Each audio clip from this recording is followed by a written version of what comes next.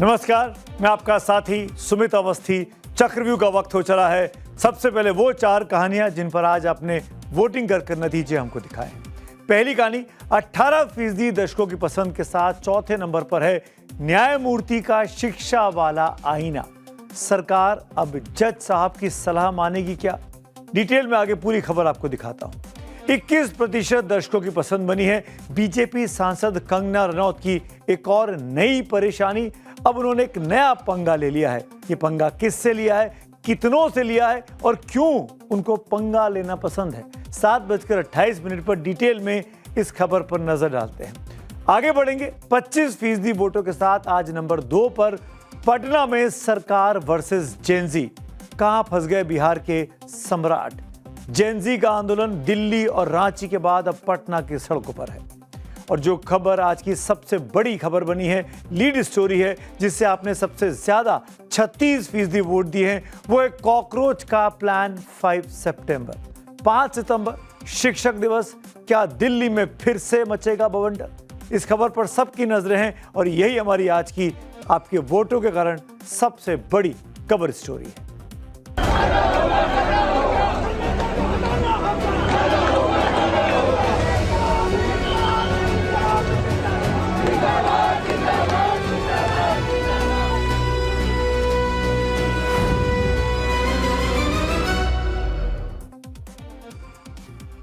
क्या दिल्ली में आने वाली 5 सितंबर को 20 जुलाई जैसा बवंडर मचने वाला है?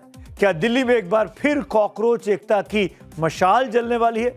जब से कॉकरोच जनता पार्टी ने 5 सितंबर के लिए कॉकरोच क्रांति का एक नया बिगुल बजाया है, तभी से चाय की चौपालों से लेकर सोशल मीडिया के ट्रेंड्स तक इस समय इसी सवाल पर चर्चा का बाजार गर्म है। लेकिन इससे भी बड़ा सवाल यह है कि क्या इस बार कॉकरोच जनता पार्टी को दिल्ली में प्रदर्शन की इजाजत दिल्ली पुलिस देगी? और अगर प्रदर्शन की इजाजत मिल गई तो क्या पिछली बार की तरह सीजेपी समर्थक दिल्ली में जुट भी पाएंगे या उनको पहले ही तितर बितर कर दिया जाएगा? यह सवाल इसलिए अहम है क्योंकि 20 जुलाई की हिंसा से सबक लेते हुए दिल्ली पुलिस ने अब एक नया प्लान अपने लिए तैयार किया है। इस बार दिल्ली पुलिस ने अपने सुरक्षा ढांचे और खुफिया इनपुट में कई अहम बदलाव किए हैं ताकि 5 सितंबर को वैसे हालात पैदा ना हो जैसे कि 20 जुलाई को हो गए थे। बीती खामियों से सबक लेते हुए कॉकरोचों के प्रदर्शन को व्यापक तौर पर फैलने से रोकने के लिए दिल्ली पुलिस ने नया और सख्त एक्शन प्लान तैयार करने का दावा किया है। क्या है ये प्लान, कैसे वो लागू किया जाएगा, ये आगे आपको दिखाऊंगा। लेकिन पहले कॉकरोच जनता पार्टी का ये वो लेटर देखिए जिससे दिल्ली पुलिस सतर्क हो गई है। इसी चिट्ठी में, इसी प्रेस रिलीज में राजधानी के प्रशासनिक गलियारों से लेकर दिल्ली पुलिस मुख्यालय तक में अब हड़कंप मचा हुआ है। एकदम हम लोग बर्दाश्त नहीं करेंगे। इसलिए अगस्त 18 को सुप्रीम कोर्ट में जो हियरिंग भी हुआ, उसमें सुप्रीम कोर्ट ने 3 बार सरकार के जो लॉयर थे, सॉलिसिटर जनरल, उनको बोला कि आप हमें एक सारा पूरा लिस्ट दे दीजिए एफआईआर का पूरे देश भर से। वो एफआईआर का लिस्ट प्रदर्शनकारियों के खिलाफ जैसे ही मिलता है, हम लोग अपना 142 पावर्स यूज करके उसको एक झटके में खत्म कर देंगे। सरकार का जिंदगी आसान हो जाता। लेकिन सरकार के तरफ से उस दिन कोई कमिटमेंट नहीं आया। उसके बाद हमने प्रेस कॉन्फ्रेंस में भी बोला कि अगर सरकार अपनी मंशा नहीं बदलती है तो हम फिर से एक हमारा जो नेशनल वर्किंग कमेटी है उसको कन्वीन करेंगे, फिर डिसाइड करेंगे कि अगला क्या स्टेप होगा। आज हमारे नेशनल वर्किंग कमेटी का मीटिंग हुआ। उसमें हम लोगों ने सबने यूनानिमसली रिजॉल्व किया कि इस लेटर में जो सीजेपी की तरफ से जारी किया गया है, 5 सितंबर 2026 को यानी आज से 10 दिन के बाद सीजेपी के लोग और उनके समर्थक इंडिया गेट से दिल्ली पुलिस हेडक्वार्टर तक विशाल विरोध पैदल मार्च निकालेंगे। 20 जुलाई के दिन लुटियन दिल्ली में जिस तरह से हजारों प्रदर्शनकारियों की भीड़ पर दिल्ली पुलिस ने कई जगहों पर बर्बरता की थी, कई जगह पर प्रदर्शनकारी भी उग्र हो गए थे। उसके बाद इस बार पुलिस पहले से अलर्ट मोड में दिखाई दे रही है। लेकिन सीजेपी की इस चिट्ठी के सामने आते ही दिल्ली पुलिस का आला कमान पूरी तरीके से एक्शन मोड में होने का दावा कर रहा है। दिल्ली के पुलिस कमिश्नर ने इंटेलिजेंस विंग और स्पेशल ब्रांच को 5 सितंबर के इस प्रस्तावित मार्च से पहले 10 पॉइंट्स का एक्शन प्लान पर काम करने के निर्देश जारी कर दिए हैं। इसमें कहा गया है प्रदर्शन में शामिल होने वाले लोगों की पहचान और उनकी संख्या का पता लगाया जाए। प्रदर्शन के आयोजकों, नेताओं और मुख्य पदाधिकारियों के बारे में जानकारियां इकट्ठा की जाए। प्रस्तावित प्रदर्शन के पीछे के मुद्दों, मांगों और कारणों का पहले से पता लगाया जाए। ये पता लगाएं कि पुलिस लोगों को कैसे इकट्ठा किया जा रहा है और वे किन राज्यों या इलाकों से दिल्ली आ रहे हैं। इस बात की जानकारी जुटाई जाए कि प्रदर्शनकारी दिल्ली में कहां ठहरेंगे, शहर में उनकी आवाजाही कैसे होगी और उनके वापस जाने की क्या योजना है। प्रदर्शन में शामिल संगठनों और उनके स्थानीय संपर्कों और सपोर्ट नेटवर्क की जांच की जाए। प्रदर्शन को संगठित करने में शामिल समूहों और संगठनों की पहचान की जाए। प्रदर्शन और उससे जुड़ी गतिविधियों के लिए पैसा कहां से आ रहा है, इस बारे में जानकारी इकट्ठा की जाए। कार्यक्रम के लिए ट्रांसपोर्ट, रहने की व्यवस्था और दूसरी लॉजिस्टिकल तैयारियों की जानकारी पुलिस के पास होनी चाहिए और विरोध प्रदर्शन शुरू होने से पहले लोगों के जुटने की संभावना और सार्वजनिक व्यवस्था पर पड़ने वाले असर का आकलन भी पुलिस को करके रखना है। यानी जो जानकारियां 20 जुलाई के पहले करने में दिल्ली पुलिस चूक गई थी, वो गलती इस बार ना दोहराई जाए। फिर वैसा ना हो कि प्रदर्शन अनिश्चित काल तक के लिए चल जाए। फिर वैसा ना हो कि कोई भूख हड़ताल पर अचानक बैठ जाए। फिर वैसा ना हो कि कोई बाहर से खाने पीने, तंबू कनात, बिजली पंखे का इंतजाम कर दे और पुलिस को कानो कान खबर ना लगे। दिल्ली पुलिस के नए कमिश्नर ने फोर्स को अपनी खुफिया व्यवस्था को और मजबूत करने के लिए बोला है। उनका कहना है कि किसी भी बड़े प्रदर्शन से पहले उनके पास उस प्रदर्शन के बारे में पूरा इनपुट होना चाहिए। इनपुट फेलियर को बर्दाश्त नहीं किया जाएगा। और देखा गया था कि जिस तरह के जंतर मंतर पे कांग्रेस जनता पार्टी का एक बड़ा प्रदर्शन हुआ, उसमें कई जगहों पर दिल्ली पुलिस का इनपुट फेलियर हुआ। दिल्ली पुलिस को ये जानकारी नहीं थी कि प्रदर्शनकारी एक दिन के परमिशन मांग के वहाँ ज़्यादा दिन टिक सकते हैं। भीड़ एकाएक इकट्ठा हो गई वहाँ पर और उसके बाद जिस तरह की भीड़ उग्र हुई, उसमें तमाम जगहों पर दिल्ली पुलिस का इनपुट फेलियर नजर आया था। अब ये भी जानना बेहद जरूरी है कि आखिर 5 सितंबर यानी टीचर्स डे के दिन ही कांग्रेस जनता पार्टी ने प्रदर्शन का ऐलान क्यों किया है। क्यों इंडिया गेट से दिल्ली पुलिस मुख्यालय तक कांग्रेस जनता पार्टी ये प्रदर्शन करना चाहती है, इसके लिए हमें थोड़ा पीछे जाना होगा। 20 जुलाई को एक तरफ जहां दिल्ली में बवाल मचा हुआ था, वो दूसरी तरफ सरकार और सीजेपी नेताओं के बीच बंद कमरों में मुलाकात भी चल रही थी। कॉन्स्टिट्यूशन क्लब में, आपको याद होगा, वीपी हाउस में कई दिनों तक कई दौर की मुलाकात के बाद सरकार को आंदोलनकारियों की मांगों के आगे झुकना पड़ा। शिक्षा मंत्री धर्मेंद्र प्रधान को इस्तीफा देना पड़ा। तब सरकार और सीजेपी के बीच में एक और सहमति बनी थी कि प्रदर्शनकारियों पर दर्ज एफआईआर वापस ली जाएंगी और नीट पेपर लीक की वजह से खुदकुशी करने वाले छात्रों के परिवारों को केंद्र सरकार उचित मुआवजा देगी। सीजेपी 1 करोड़ रुपए देने की मांग कर रही थी, सरकार ने कहा था कि वो उचित मुआवजा देगी। अब सीजेपी का आरोप है कि 25 जुलाई को सरकार के साथ हुई वार्ता के बाद छात्रों ने अपना राष्ट्रव्यापी आंदोलन इसी भरोसे पर खत्म कर लिया था। लेकिन 1 महीना बीत जाने के बाद भी सरकार ने लिखित आश्वासनों पर अब तक अमल नहीं किया है। सरकार की इसी बेरुखी के विरोध में अब सीजेपी ने दिल्ली में सरकार की नाक के नीचे मार्च निकालने की तैयारी की है, वो भी शिक्षक दिवस के दिन, क्योंकि ये संवेदनशील मामला देश की शिक्षा व्यवस्था से सीधे तौर पर जुड़ा है। इसीलिए अब सीजेपी राधाकृष्णन साहब को याद करते हुए शिक्षक दिवस के दिन अपना प्रोटेस्ट निकाल रही है। 25 जुलाई को on record live press conference में 2 सीनियर कैबिनेट मिनिस्टर्स अगर कुछ कमिटमेंट देते हैं, बोलते हैं कि एफआईआर्स विड्रॉ की जाएंगी, नहीं एफआईआर्स फाइल नहीं की जाएंगी, कॉम्पनसेशन दिया जाएगा, और फिर वो 1 महीने तक उस प्रॉमिस को ऑनर नहीं करते हैं, तो ये बहुत बड़ी प्रॉब्लम है। ये सरकार की विश्वसनीयता पर सीधा सवाल है और इसीलिए हम लोग 5 सितंबर को प्रोटेस्ट करेंगे। तो कांग्रेस जनता पार्टी ने तो प्रदर्शन का ऐलान कर दिया। अभी तक ये साफ नहीं है कि दिल्ली पुलिस उस विरोध मार्च की परमिशन देगी या नहीं देगी। अगर सुरक्षा कारणों से सीजेपी को पुलिस इजाजत नहीं देती है तो सवाल यह है कि दिल्ली पुलिस इन्हें रोकेगी कैसे। 20 जुलाई के बाद दिल्ली पुलिस के इंटेलिजेंस और ग्राउंड नेटवर्क पर लगातार सवाल खड़े किए गए हैं। 20 जुलाई को संसद चलो मार्च के दौरान प्रदर्शनकारियों की भीड़ का सटीक आकलन करने में इंटेलिजेंस विंग फेल रही थी। सोशल मीडिया पर काफी समय से बन रहे माहौल के बावजूद पुलिस प्रदर्शनकारियों के संख्या बल का सही अनुमान नहीं लगा सकी थी। प्रदर्शन के दौरान हिंसा, पथराव और हंगामे की तस्वीरें हम सब ने देखी। इंटेलिजेंस इनपुट भीड़ में घुसे संदिग्ध, असामाजिक और क्रिमिनल एलिमेंट्स की पहचान करने में उस समय नाकाम हो गया था और उसको रोक भी नहीं पाया था। और इतने ही नहीं, 21 जुलाई को विपक्ष के नेता राहुल गांधी अचानक बिना किसी पूर्व सूचना के सीधे प्रधानमंत्री के आवास लोक कल्याण मार्ग जैसे सिक्योर जगह पर दर्जनों नेताओं के साथ अचानक शाम को धरने पर बैठ गए थे। वीवीआईपी सुरक्षा और संवेदनशील इलाका होने के बावजूद दिल्ली पुलिस को इसकी भनक तक नहीं लगी। प्रधानमंत्री कार्यालय के घर के बाहर ऐसा प्रदर्शन पहली बार हुआ था। इसी तरह अभी कुछ दिन पहले ही 2-3 दिन पहले 21 अगस्त को भी राहुल गांधी पैलेट गन से पीड़ित छात्र साहिल लोचप के साथ अचानक संसद मार्ग थाने और डीसीपी कार्यालय पहुंच गए। किसी को भनक नहीं चली, दिल्ली पुलिस के दफ्तर में वो पहुंच गए और वहां पर वो धरने पर बैठ गए, जिसके बाद सुरक्षा बलों को आनन फानन में आरएएफ की अतिरिक्त कंपनियां उस इलाके में तैनात करनी पड़ी थी। लोकतंत्र में शांतिपूर्ण प्रदर्शन करना नागरिकों का मौलिक अधिकार है। ये अधिकार हमको संविधान से मिलता है और बार बार सुप्रीम कोर्ट भी इस बारे में कह चुका है कि शांतिपूर्ण अधिकार लोकतंत्र का बहुत ही महत्वपूर्ण हिस्सा है। इस अधिकार को कोई छीन नहीं सकता, लेकिन इसकी आड़ में कानून व्यवस्था को नुकसान पहुंचाने वालों से निपटना भी पुलिस का ही प्राथमिक कर्तव्य है। लेकिन जब इंटेलिजेंस इनपुट कमजोर होते हैं तो आम नागरिकों और शांतिपूर्ण प्रदर्शनकारियों की सुरक्षा खतरे में पड़ सकती है।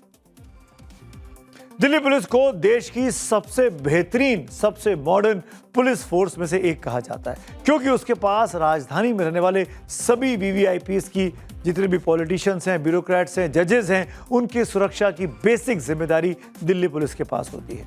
दावा किया जाता है कि दिल्ली पुलिस के पास अत्याधुनिक सीसीटीवी नेटवर्क है। पूरी दिल्ली सीसीटीवी से कवर्ड है। ऊपर वाला सब देख रहा है। फेशियल रिकॉग्निशन टेक्निक मौजूद है। साइबर सेल और स्पेशल सेल में काबिल अफसरों की फौज है। लेकिन इसके बावजूद दिल्ली पुलिस का खुफिया नेटवर्क 20 जुलाई को हमने देखा था पूरी तरीके से ध्वस्त हो गया था, फेल हो गया था। क्यों ऐसा हो गया था? क्यों समय से पहले जानकारी दिल्ली पुलिस के आला अधिकारियों तक नहीं पहुंच पाई थी? अब ऐसे में दिल्ली पुलिस पर कैसे यकीन किया जाए कि 5 सितंबर को दिल्ली में सब कुछ शांतिपूर्ण तरीके से राजधानी में निपट जाएगा? क्या दिल्ली पुलिस ये गारंटी आज दे सकती है कि प्रदर्शन के आड़ में कोई उपद्रवी राजधानी में प्रवेश नहीं कर पाएंगे? हालांकि नई दिल्ली में बीएनएसएस की धारा 163 लागू है। इसके तहत इंडिया गेट जैसे संवेदनशील इलाकों में बिना अनुमति के 5 या उससे ज्यादा लोग इकट्ठा नहीं हो सकते, यानी प्रदर्शनकारी इकट्ठा नहीं हो सकते। लेकिन जंतर मंतर के बाद कॉकरोच जनता पार्टी के समर्थक जबरदस्त उत्साह में हैं। देश भर में उनको सपोर्ट मिल रहा है।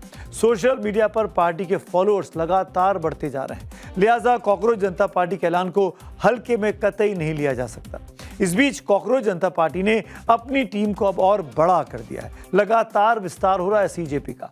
5 और लोगों को ज्वाइंट सेक्रेटरी बनाया गया है। 2 नए राष्ट्रीय प्रवक्ता बना दिए गए हैं। नॉर्थ जोन कोऑर्डिनेशन कमेटी में 18 नए लोगों को जोड़ा गया है।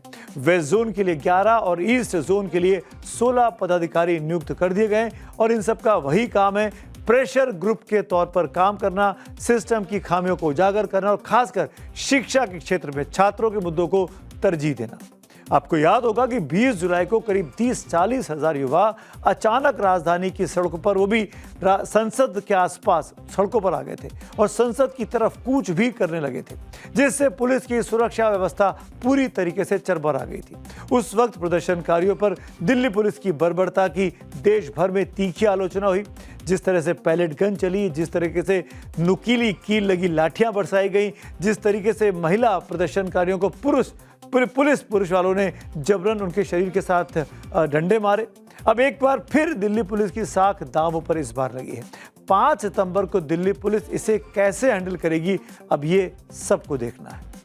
बात करते हैं आज की एक और महत्वपूर्ण डेवलपमेंट की। एक और कॉकरोच जनता पार्टी दिल्ली में सरकार को घेरने के लिए नई तैयारी में जुटी है, नया चक्रव्यूह बना रही है। तो वहीं बिहार में जब छात्र अपना हक मांगने सड़कों पर उतरे तो सिस्टम वही हुआ, बदनाम लाठियां लेकर वहां पर पुलिस वाले तैनात हो गए।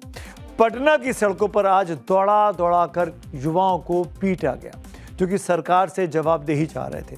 लाठी पानी की बौछारों के बीच सत्ता और विपक्ष अपनी अपनी राजनीतिक रोटियां अब सेक रहे हैं।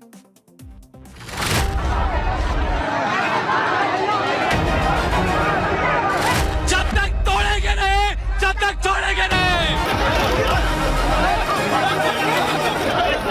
अगर दिक्कत है तो बताइए, हक के लिए नहीं कोई लड़ा जाएगा सर, बताइए हक के लिए कोई नहीं लड़ेगा।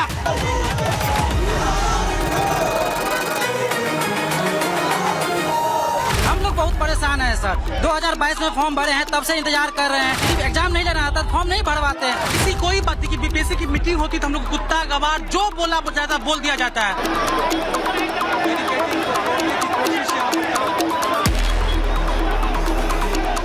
हाथी चले बाजार कुत्ता को क्या जाए, आयोग का ही काम नहीं है।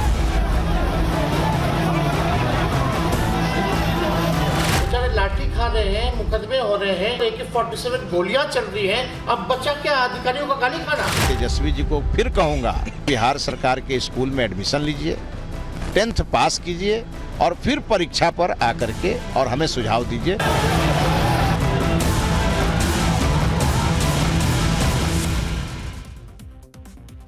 आंदोलन विराट, सुनिए सम्राट। जी हां, सिस्टम की सुस्ती, परीक्षाओं में धांधली और पेपर लीक से त्रस्त बिहार का युवा अब सड़कों पर है। तस्वीरें बिहार के उस भविष्य की हैं जो आज सिस्टम से अपने हक की लड़ाई लड़ रहा है। पटना के गांधी मैदान से लेकर मुख्यमंत्री आवास तक छात्रों के गुस्से का लावा फूट पड़ा। प्रशासन ने डाक बंगला चौराहे पर लोहे के भारी भरकम स्लैब लगाकर किलेबंदी की थी। पटना मेट्रो के स्लैब का इस्तेमाल तक किया गया, लेकिन छात्रों का ये रेला हर रुकावट को पार कर गया। छात्रों को रोकने के लिए पुलिस ने लाठीचार्ज किया, वाटर कैनन की तेज धार छोड़ी। इस अफरा तफरी में भी कई छात्र घायल हुए, एक का सर फटा तो एक छात्रा बेहोश तक हो गई। वहीं छात्रों की तरफ से हुई पत्थरबाजी में कुछ पुलिस वालों के भी घायल होने का दावा किया गया है। लेकिन इन युवाओं का जज्बा देखिए। वाटर कैनन की बौछारों के बीच कई छात्र मानसिक तौर पर अपने आप को इतना मजबूत दिखा रहे थे कि किसी कीमत पर पुलिस की ज़्यादती से दबेंगे नहीं। इसीलिए इन्होंने पुलिस के दुस्साहस का जवाब बेहद फनी अंदाज में दिया। ये स्टूडेंट्स सरेराह सरकारी पानी से, जब उन पे पानी छोड़ा जा रहा था, ये शैम्पू लगाकर नहाने लगे। पुलिस का पानी भी इनके इरादों को नहीं धो पाया। अगर इन लोग नेताओं को नॉमिनेशन करा करके 5 से 6 साल छोड़ दिया जाए कि प्रचार प्रसार करते रहिए, इलेक्शन किस दिन होगा, काउंटिंग किस दिन होगा, ये चीज नहीं बता, तब इन लोग को पता चलेगा। दमनात्मक कार्रवाइयों से यह आंदोलन आगे बढ़ेगा, यह आंदोलन रुकेगा नहीं, यह आंदोलन बढ़ता जाएगा। पूरी जिम्मेदारी सरकार की होगी। मैंने कहा मुझे जाने दीजिए, उन्होंने कहा कि हम नहीं जाने देंगे। हम कहे मेरा अधिकार है, आपको जाने देना होगा। तो वो कहते हम तुम्हारी औकात दिखा देंगे गांधी मैदान में। सवाल 3 है, पारदर्शिता, जवाबदेही और पेपर लीक। पूरे देश का जो नेक्सस बना हुआ है कि आए दिन छात्र सड़क पर उतरते हैं, बिल्कुल हम मांग करेंगे सरकार से कि आप वार्ता कीजिए। अगर आप बात नहीं करेंगे तो हम आए दिन, अभी पहला कॉल है, इसके बाद भी हम आगे बढ़ेंगे।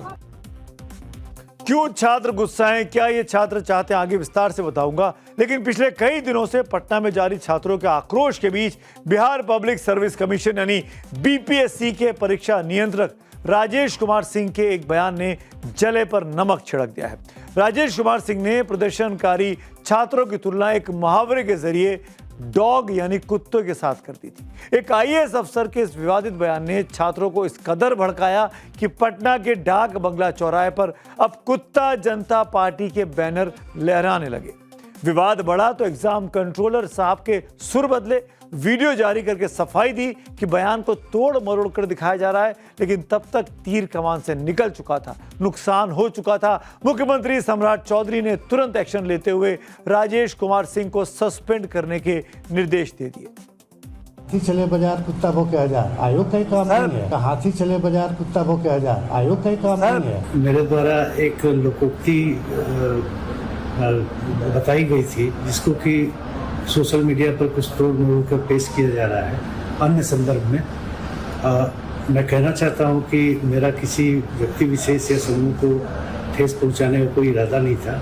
अगर किसी की भावनाएं इससे आहत हुई तो मैं खेद करता हूं। सरकार के प्रति जेनजी के गुस्से को अपने पक्ष में भुनाने के लिए विपक्ष अब उनके साथ खड़ा होने में बिल्कुल देरी नहीं कर रहा। बिहार विधानसभा में नेता विपक्ष तेजस्वी यादव ने छात्रों की मांगों को लेकर मुख्यमंत्री सम्राट चौधरी को चिट्ठी लिखी है, जिसमें तेजस्वी ने 1 कैंडिडेट 1 रिजल्ट की पॉलिसी लागू करने, Bihar eligibility test, librarian eligibility test का फिक्स टाइमलाइन जारी करने, पहले की विवादित परीक्षाओं की हाई लेवल जांच और भर्ती माफियाओं पर कार्रवाई, सभी परीक्षाओं का एक एनुअल एग्जाम कैलेंडर के साथ साथ 10 मांगे सरकार के सामने रख दी है। बिहार में बताइए ना, कौन सी ऐसी परीक्षा है, चाहे मैट्रिक की हो, चाहे इंटर की हो, चाहे बीपीएससी की हो, चाहे पुलिस बहाली की हो या अन्य बहाली का पेपर जो चलता है, सारे पेपर लीक होते बिहार में। तेजस्वी यादव ने छात्रों की मांग के समर्थन में सीएम सम्राट चौधरी को चिट्ठी क्या लिखी, बिहार के शिक्षा मंत्री को मिर्ची लगी। सुनिए शिक्षा मंत्री मिथिलेश तिवारी ने तेजस्वी यादव को लेकर अब क्या कहा।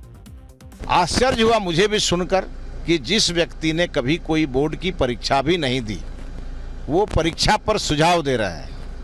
इसलिए मैं माननीय तेजस्वी जी को फिर कहूँगा कि एक बार हमारे बिहार सरकार के स्कूल में एडमिशन लीजिए, 10th पास कीजिए और फिर परीक्षा पर आकर के और हमें सुझाव दीजिए। हमें बहुत अच्छा लगेगा आपका सुझाव। माननीय शिक्षा मंत्री मिथिलेश तिवारी जी, तेजस्वी यादव 10वीं पास है या नहीं है, ये एक राजनीतिक बहस का मुद्दा हो सकता है, लेकिन जो छात्र 10वीं 12वीं ग्रेजुएशन और पोस्ट ग्रेजुएशन पास करके सड़क पर लाठियां खा रहे हैं, उनका क्या? उनके सवालों का जवाब कौन देगा? आप विपक्ष पर निशाना साधिए, राजनीति करिए, लेकिन क्या आपके पास छात्रों की मांगों का कोई सॉल्यूशन है? तेजस्वी पर हमला करने से काम नहीं चलेगा, छात्रों को सॉल्यूशन चाहिए। अगर आपको छात्रों की मांग याद नहीं है तो माननीय मिथिलेश तिवारी जी, मैं आपको याद करा देता हूं, ध्यान से देखिएगा। छात्रों की पहली मांग है कि टीचर रिक्रूटमेंट एग्जामिनेशन 4.0 की एक परीक्षा ली जाए और इसकी प्रक्रिया बेहद सरल हो। दूसरी मांग है बिहार स्टाफ सिलेक्शन कमीशन से संविदा कर्मियों को मिलने वाला वेटेज खत्म किया जाए। तीसरी मांग है Bihar staff selection commission CGL4, BSO और AEDO परीक्षाओं की तारीखें जारी हो। चौथी मांग है लाइब्रेरियन और बिहार एलिजिबिलिटी टेस्ट भर्ती तुरंत शुरू की जाए। पांचवी मांग है डोमिसाइल नीति लागू हो, स्थानीय को रोजगार मिले। छठी मांग है सरकारी भर्तियों में उम्र सीमा में छूट दी जाए। युवाओं की सातवीं मांग यह कि दरोगा, सिपाही, BSSC और BPSC समेत सभी परीक्षाओं में पारदर्शिता हो, ट्रांसपेरेंसी हो। छात्राओं के आक्रोश और विपक्ष के हमलों के बीच सत्ता पक्ष लगातार डैमेज कंट्रोल में अब जुटा है। एनडीए में शामिल पार्टियां छात्रों को समझा रही हैं कि सरकार उनके लिए काम कर रही है, धैर्य रखिए और उन्हें विपक्ष के बहकावे में नहीं आना चाहिए।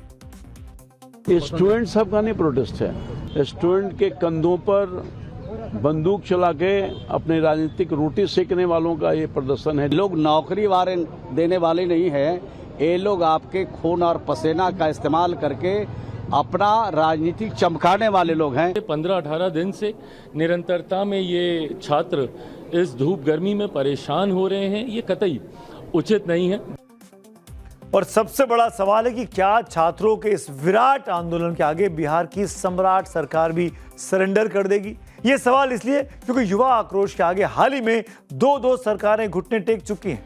दिल्ली में कॉकरोच जनता पार्टी के प्रदर्शन का नतीजा था कि धर्मेंद्र प्रधान को शिक्षा मंत्री की कुर्सी छोड़नी पड़ी। वहीं झारखंड में छात्र नेता देवेंद्र नाथ महतो के 16 दिन के अनशन के आगे हेमंत सोरेन सरकार को झुकना पड़ा और सरकार को परीक्षा सिस्टम को फूल प्रूफ करने का काम शुरू करना पड़ा था। अब वही देवेंद्र नाथ महतो रुके नहीं हैं, वो पूरे झारखंड के हर जिले में भर्ती व्यवस्था सुधार यात्रा निकाल रहे हैं। गांव-गांव जाकर वो युवाओं को पेपर लीक और सिस्टम की गड़बड़ियों के खिलाफ जगा रहे हैं। हम लोग 24 जिला का भ्रमण का शुरुआत कर रहे हैं, जो 24 जिला 24 संकल्प एक आवाज भर्ती व्यवस्था में सुधार की आवाज को बुलंद करेंगे। ये आवाज को गांव-गांव तक पहुंचाएंगे और गांव से शहर तक इस अभियान से जोड़ने का काम करेंगे। बात सिर्फ बिहार या झारखंड के एजुकेशन सिस्टम की ही नहीं है। देश दुनिया के टॉप शिक्षण संस्थानों में से एक IIT दिल्ली में भी सिस्टम की बेरुखी ने एक होनहार बिहार के छात्र की जान ले ली। पिछले 2 दिनों से IIT दिल्ली का कैंपस सुलग रहा है। बिहार के बेगूसराय के रहने वाले और MSc फिजिक्स के छात्र ऋषिकेश कुमार ने 22 अगस्त को आत्महत्या की थी।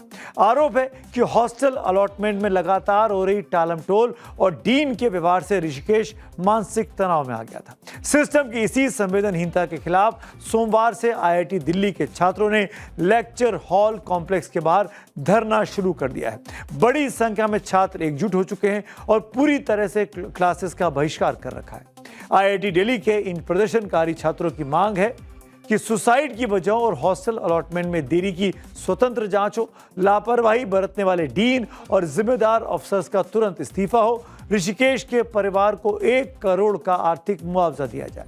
इधर आईआईटी के पूर्व छात्रों के global network PAN IIT alumni India ने घटना पर गहरा दुख जताया है। पूर्व छात्रों ने आईआईटी जैसे संस्थानों में पढ़ाई के दबाव और सिस्टम के रवैये के बीच छात्रों की मेंटल हेल्थ को लेकर गंभीर चिंता भी जाहिर की है।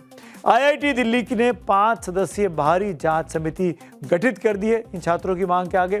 समिति छात्रों, शिक्षकों और प्रशासनिक अधिकारियों से बात करेगी, साथ ही संस्थान की प्रक्रियाओं और प्रोटोकॉल्स की समीक्षा करेगी।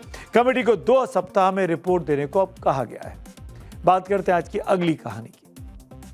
न्याय की सुनो सरकार, विद्या ही धन है, विद्या ही शक्ति है। ये सिर्फ गिनती के 8 शब्द नहीं है, ये उस महान महिला की सोच है जिसने साल 1848 में, यानी उस दौर में, लड़कियों के हाथ में किताब थमाने का एहसास किया जब समाज का एक बड़ा हिस्सा लड़कियों की शिक्षा के खिलाफ खड़ा था। जी हाँ, उसी सावित्रीबाई फूले की महाराष्ट्र की धरती पर स्कूलों के अस्तित्व और उनके भविष्य पर अब सवाल खड़े हैं। ये सवाल सुप्रीम कोर्ट के सिटिंग जज जस्टिस प्रसन्ना बी वराले ने उठाए हैं।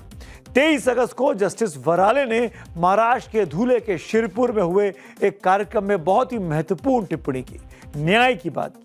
कुंभ के बजट का सिर्फ 0.1% हिस्सा भी अगर स्कूलों के लिए खर्च किया जाता तो 100 से 125 मराठी स्कूल बंद होने से बच सकते थे। कुंभमेळ्यासाठी 32,000 उपमुख्यमंत्री म्हणाले, मुख्यमंत्री म्हणाले 34,000 कोटी देऊ। नंतर कुठेतरी बातमी वाचली की एका कॉरिडॉरसाठी आम्ही 11,000 कोटी रुपये खर्च करू। एवढे 1,000 कोटी रुपये जे शासन वेगवेगळ्या विकासांच्या कामासाठी खर्च करते त्याच्याविषयी मला कुठलाही आक्षेप नाही,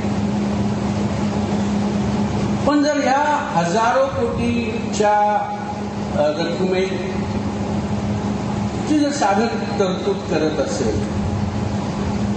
तर या रकमेपैकी मी असं म्हणालो की 0.1% 32 कोटी रुपये जर सरकारने खर्च केले तर या राज्यातल्या 100-125 शाळा, मराठी शाळा ज्या बंद पडल्या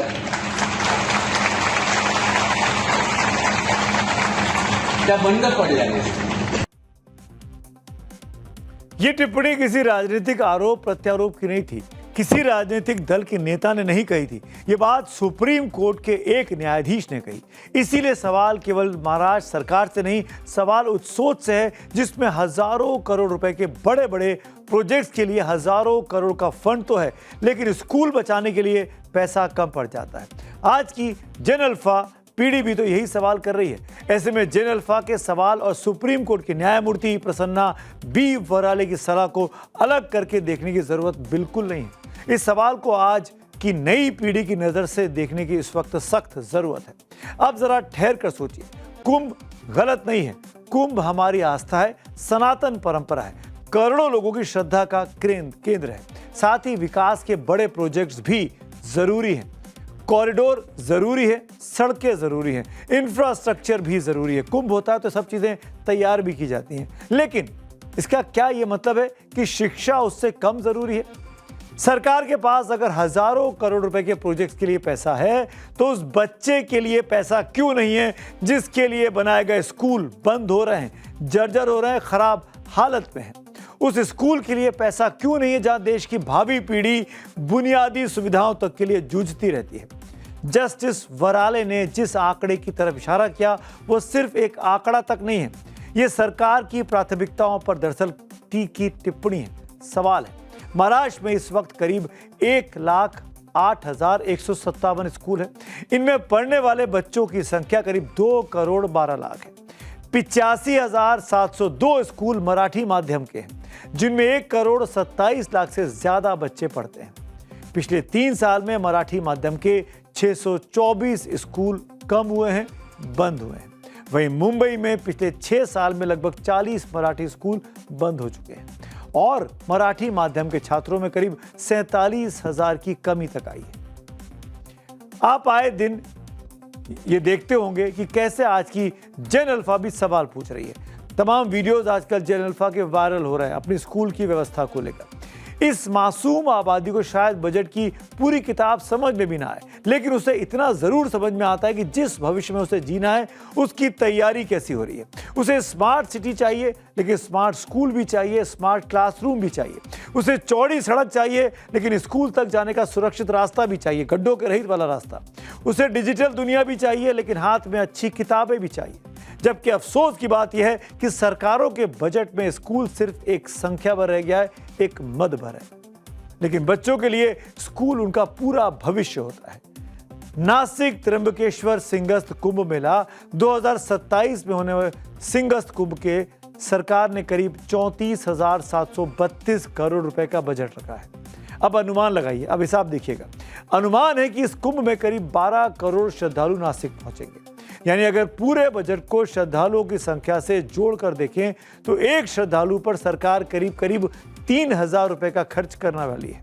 मतलब एक श्रद्धालु कुंभ में अगर आएगा, स्नान करेगा, पूजा पाठ करेगा और वहां से चला जाएगा, उसके लिए सरकार करीब 3,000 रुपए के इंतजाम कर रही है। पर पर्सन 3,000 रुपीज। अब इसी खर्च की तुलना सरकारी स्कूल के एक बच्चे से करते हैं। महाराष्ट्र के शिक्षा मंत्री दादा भूसे पाटिल ने इसी साल विधानसभा में बताया था कि सरकारी और स्थानीय निकायों के स्कूलों में एक छात्र पर सालाना करीब 97,000 रुपए खर्च होते हैं। एक साल में 97,000 एक छात्र पे। इसका अगर आप 365 यानी रोज का हिसाब निकालें तो करीब 266 रुपए प्रति छात्र प्रतिदिन बैठता है। यानी एक तरफ कुंभ में आने वाले एक श्रद्धालु पर करीब 3,000 रुपए का खर्चा है और दूसरी तरफ सरकारी स्कूल में पढ़ने वाले एक बच्चे पर एक दिन में महज 266 रुपए सरकार खर्च करती है।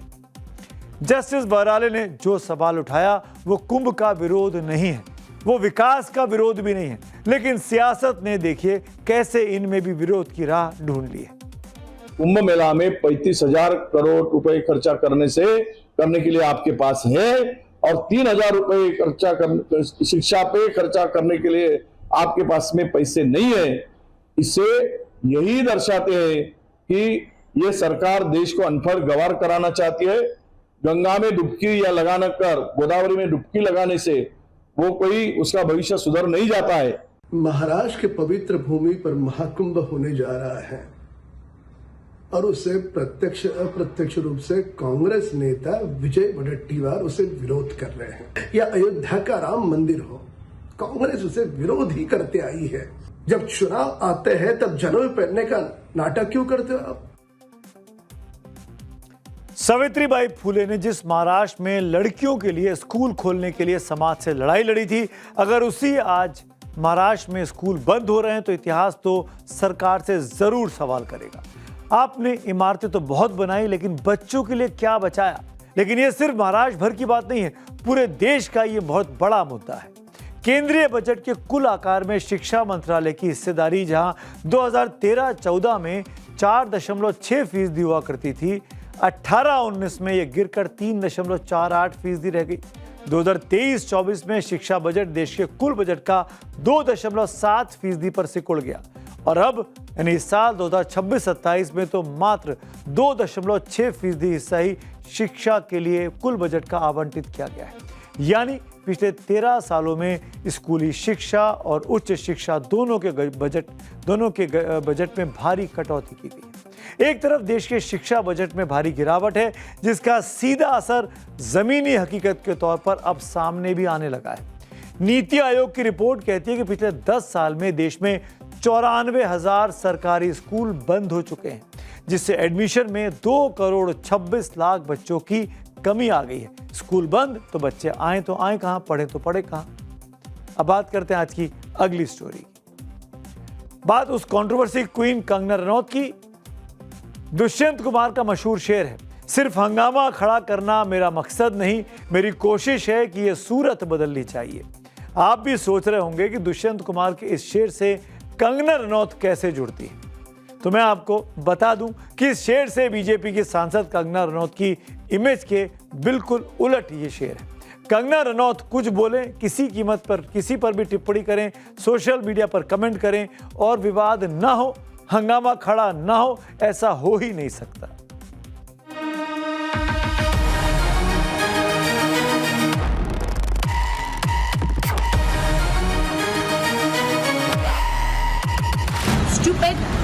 डिस्गस्टिंग भूखे नंगे लोगों की मैं कोई सलाह नहीं लूंगी। आप खत्म नहीं होने देते ये बात। आप उस महिला सांसद को इतनी गंभीरता से क्यों लेते हो?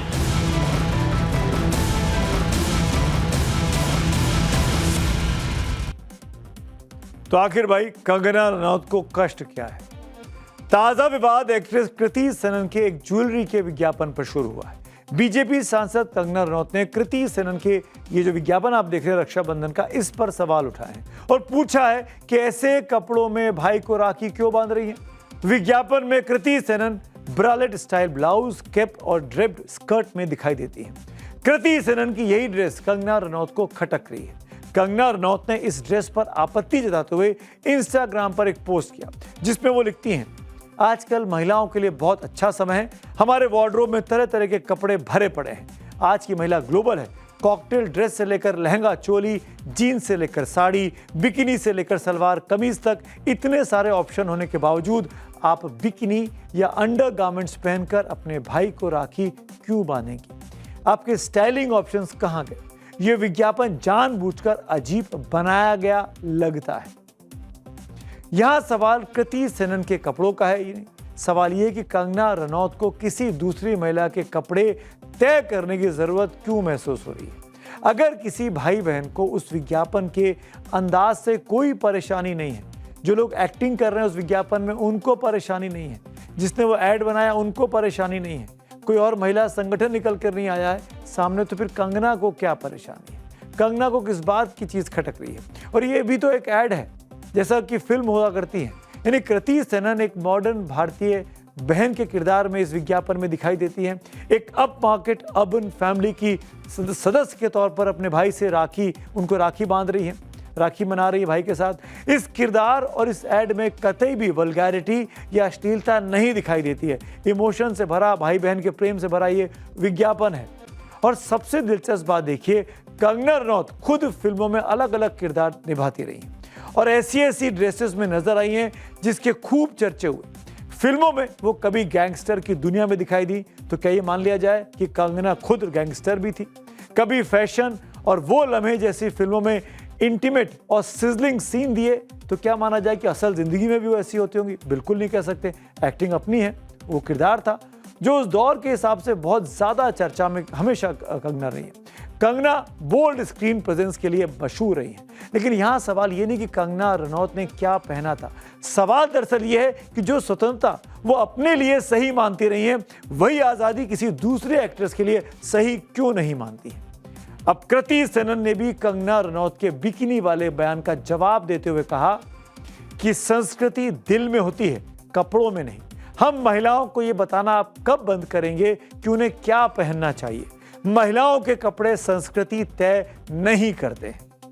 बगैर कुछ बयान दिए, ऑन रिकॉर्ड आए, साउंड बाइट दिए, कृति सेनन ने अपनी तरफ से जोरदार जवाब देने की कोशिश कंगना रनौत को इस वक्त की है। लेकिन कंगना रनौत का विवाद सिर्फ कृति सेनन के ऐड तक सीमित नहीं रहा। कंगना ने अपनी आलोचना करने वालों पर एक बार फिर हमला बोला। इस बार उनके निशाने पर एक्टर आशुतोष राणा, तापसी पन्नू, राखी सावंत, सोनू सूद सभी रहे। सुनिए जरा।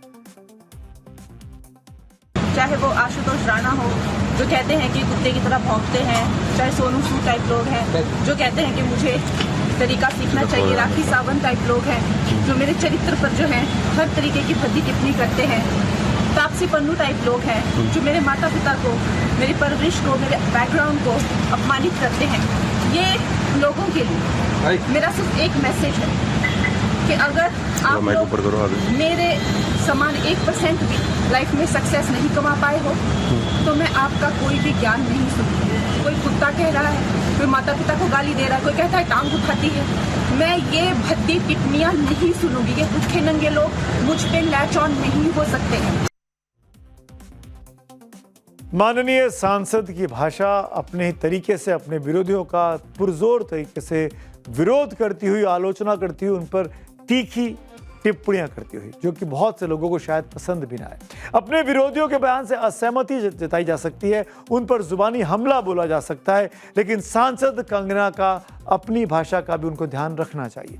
अब देखिए, जब तापसी पन्नू से कंगना पर सवाल पूछा गया तो उन्होंने कितने डिग्निफाइड वे में अपने तरीके से जवाब दे दिया। आप खत्म क्यों नहीं होने देते ये बात? कोई क्वेश्चन पूछना हम दोनों से बंद करेगा ना जब ये वाला, तो ये इशू भी खत्म हो जाएगा। तो आप सब लोगों को या तो मजा आ रहा है देख के, तो सब लगे हुए सेम सवाल पूछने।